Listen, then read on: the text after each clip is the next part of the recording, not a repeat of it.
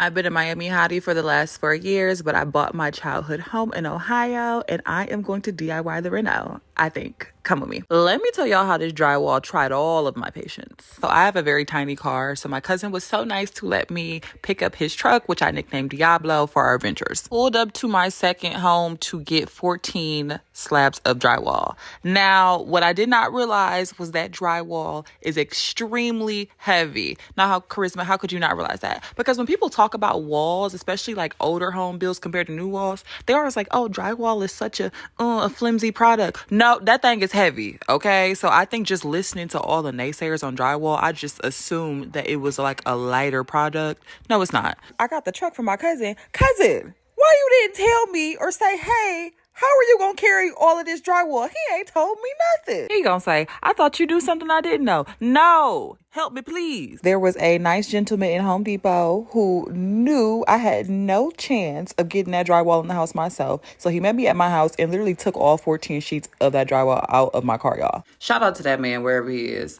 After all of that, I was ready to get the up out of Cleveland. So I probably took myself to my favorite place in the world, Miami, duh. Between the demo and the drywall, I had just had enough. I was like, you know what? Bring on the good times. Bring on the sexy fish. Bring on the cocktails.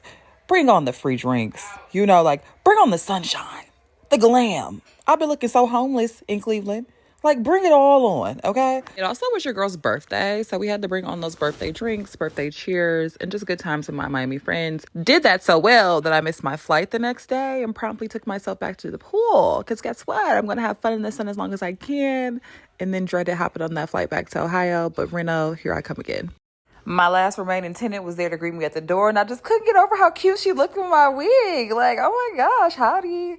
And then the next day, of course, I'm still celebrating my birthday, duh. And the beauty of owning a home is that you can still be creative and host things even when the house is under demo. So I had the cutest brunch picnic. My cousin is super talented, and she does picnics in the Cleveland area. And I was so happy that she offered to do a picnic for my birthday because I'm really trying to figure out if Ohio is boring or if I just don't be doing the right stuff. Another fun part of being a homeowner is figuring out what animal is going to be in your yard today. I was happy to see I have some Caucasian neighbors that like to run through the neighborhood. White women are running and walking through the neighborhood, then all that means for my property value is cha-ching, cha-ching. I got my porch together. After that, I jumped right back into Reno world. Started taking an electrician class, and first day I knew that was going to be good because the teacher had a flip phone. Cheers to my last remaining tenant finding her new condo and closing on that. So, you know, super daughter had to help her get moved out of my house and moved into her new house, which I'm also going to be doing some cool projects in. And I started prepping the ground from where a groundhog had just totally dogged my concrete and my back steps. But more on that next week. If you love what you're seeing, follow along.